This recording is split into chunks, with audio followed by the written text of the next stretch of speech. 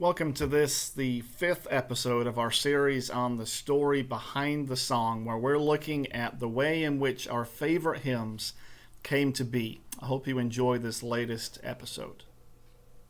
C. Austin Miles was born in New Jersey in January of 1868. He attended the Philadelphia College of Pharmacy, graduated from the University of Pennsylvania, and then got a position as a pharmacist. During that time, he wrote his first gospel song and decided that music was more rewarding than pharmacy work. So, in 1898, at the age of 30, he took a position with a publishing company where he served as the editor and manager for the next 40 years. In March of 1912, Miles was in his darkroom where he kept his photography equipment and picked up his Bible, opening it to John chapter 20. His favorite passage. He writes, "That meeting of Jesus and Mary had lost none of its power to charm. As I read it that day, I seemed to be part of the scene. I became a silent witness to that dramatic moment in Mary's life when she knelt before her Lord and cried, 'Rabboni.' My hands were resting on the Bible while I stared at the light blue wall.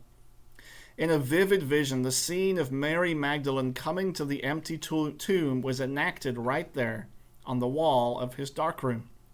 He witnessed Mary's despair and then her joy as she recognized the gardener as being her Lord, the risen Christ." He then writes, "I awakened in full light, gripping the Bible with muscles tense and nerves vibrating.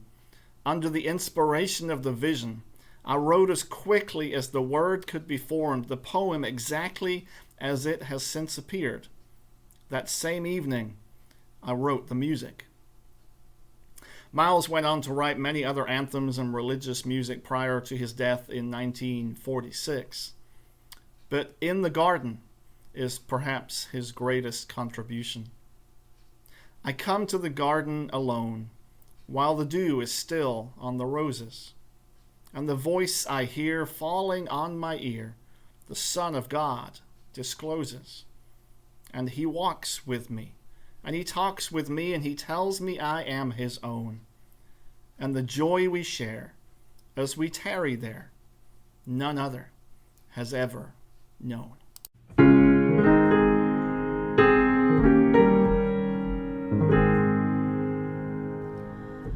I come to the garden alone,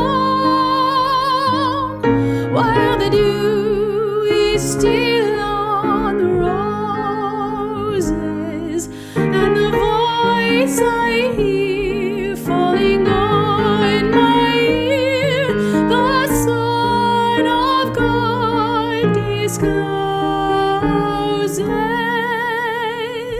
And he walks with me, and he talks with me.